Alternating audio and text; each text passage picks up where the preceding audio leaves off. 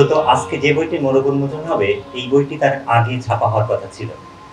বর্ণের সাথে টাইপোগ্রাফির সাথে আমার একটা দীর্ঘসূত্রিতার কাজ করার পরিপ্রেক্ষিতে এই বইটি আমরা আগে ছাপতে চেয়েছিলাম, কিন্তু অনেকগুলো সংগ্রহ আমরা একসাথে করতে পারিনি, এটা হয়নি।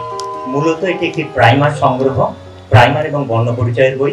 মদনমোহন তর্কালঙ্কার থেকে শুরু করে আমরা এসে শেষ করছি সত্যজিৎ রায় এবং বিগলচন্দ্র ঘোষের হাতে খড়িতে, অর্থাৎ 1849 থেকে 1948 এই 100 বছরের মধ্যে বাঙালির প্রথম পড়া যে বই, সেটি শিশু শিক্ষা থেকে শুরু করে হাতে খড়ি পর্যন্ত এই বইয়ের একটা কম্পাইল বর্ণমালা নামে।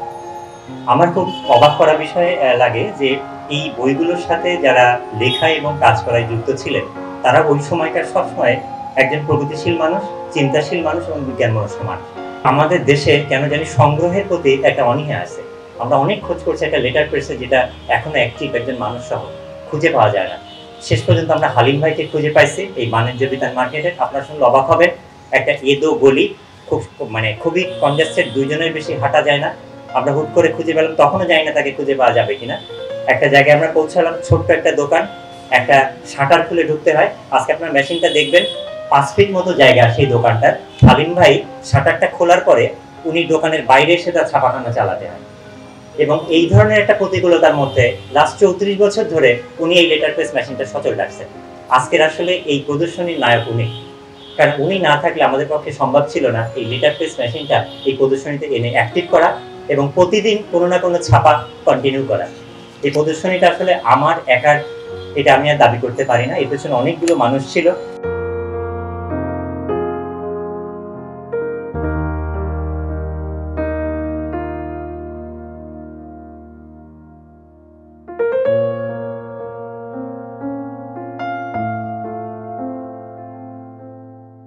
সভ্য তার বক্তৃতায় বলেছে বাঙালিদের সংগ্রহে অনীহা। বাঙালিদের কিন্তু টাকা সংগ্রহে কোনো অনীহা নেই। বাঙালিদের অন্য কিছু নিয়ে অনীহা থাকতে পারে। বাঙালিরা সংগ্রহ এবং সংগ্রাহক যদি হতো তাহলে পৃথিবীতে প্রশংসনীয় আর্কাইভের অধিকার হয়তো বাংলাদেশেরও থাকতো। এই এক্সিবিশনে আমি সবাইকে অনুরোধ করব এক্সিবিশনটা কিভাবে দেখতে হয়। প্রতিটা ফ্রেম, প্রতিটা স্পেস, প্রতিটা বর্ণমালা, প্রতিটা ইতিহাস, প্রতিটা সৃষ্টি এবং প্রতিটা অতীত, প্রতিটা বর্তমান সভ্য সুন্দরভাবে সাজিয়েছে। এটা একমাত্র সভ্যর পক্ষে সম্ভব হয়তো, এবং ঈশ্বর তাকে দিয়ে করিয়েছেন।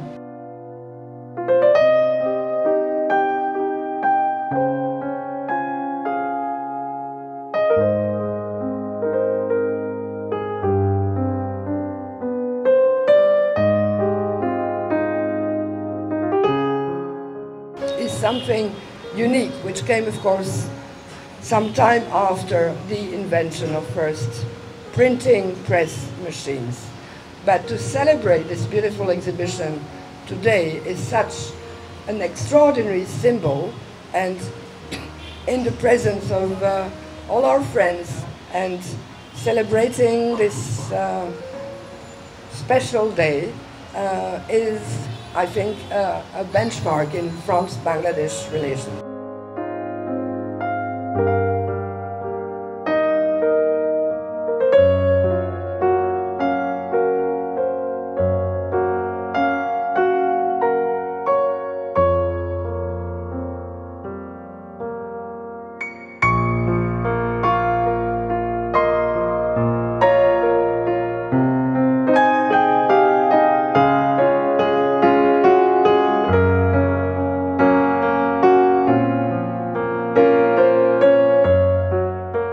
আজকে সব্যসাচী হাজরার যে বইটি প্রকাশিত হবে, আপনারা ইতিমধ্যে সেটা সম্বন্ধে শুনেছেন। আমাদের জন্য মুশকিল কিছু বলা, কারণ অনেকটা না দেখে বলার মতো। একসময় ওই হলে যখন থাকতাম 3 তাস খেলা দেখতাম, উল্টো করে ফেলে তারপরে এক একজন এক একরকম বলছে। তো এখনো ওরকমই মনে হলো আমার কাছে, কারণ জানি না ভেতরে কি আছে। হয়তো বা ভেতরে যেগুলো ডিসপ্লে আছে তারই কিছু থাকবে এখানে। সেগুলো দেখেছি, দেখে খুবই বিস্মিত হয়েছি যে সব্যসাচী তার যে টাইপোগ্রাফির প্রতি, ক্যালিগ্রাফির প্রতি তার যে আকর্ষণ, এবং সেগুলো শুধু আমাদের মুশকিলটা কি যে আমরা যখন যে কোনো শিল্পের চর্চা করি বা সৃজনশীল কোনো কিছুর কাজ করি, আমরা অতীতটাকে স্টাডি করি না। ফলে এটা নিয়ে কত দূর যাওয়া যায় এবং এর মধ্যে কত রকম বৈচিত্র্য ইতিমধ্যেই আছে তার অনেক কিছু আমরা জানি না। তো সেটা আমরা এখানে দেখে বিস্মিত হচ্ছি, এবং আমি তো কিছু কিছু দেখে মনে করছি যে আজও আনপ্যারালাল বেশ কিছু কাজ এখানে, এবং সেরকমটাই হয়।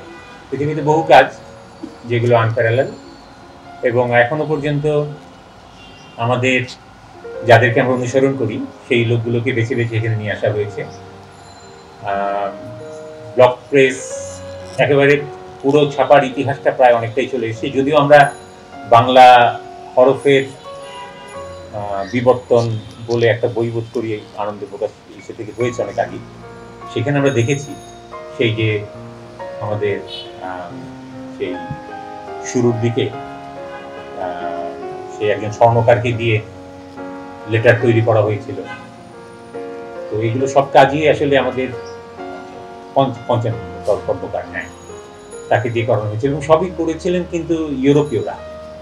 আমাদের এখানে আমাদের নিজেদের হরফ একেবারে যে ছিল না তা না, আলিটালি নানান কিছু ছিল, সেগুলো কাঠের ব্লকে হতো এবং সেগুলো খুব লিমিটেড এডিশন হতো। পরে সেগুলো ধীরে ধীরে অনেক সংখ্যায় করবার জন্য আমরা নানা রকম ছাপাখানা যেগুলো ইউরোপে আবিষ্কৃত হয়েছে সেগুলোকে আনা হলো এবং সেগুলোর মধ্যে দিয়ে হলো। কিন্তু দীর্ঘদিন পর্যন্ত বটতলায় কিন্তু আমাদের ছাপাখানাগুলো ছিল এবং তার অধিকাংশই ছিল কাঠের ব্লকে, এবং সেখানে কিন্তু আমরা প্রচুর দেখেছি এই হরফ নিয়ে, ক্যালিগ্রাফি নিয়ে নানা রকম পরীক্ষা নিরীক্ষা। এবং এটা শুধু আমাদের ছাপাখানা আসবার পরে হয়েছে তাই না, আমরা যে সমস্ত পুরনো পুঁথিগুলো পাই সেই পুঁথিগুলোর মধ্যেও কিন্তু আমরা দেখছি যে এই লেখাগুলো, বিশেষ করে লেখার শিরোনামগুলো, সেগুলোকে নানাভাবে আলংকারিক করে তারপর সেগুলোকে উপস্থাপন করা।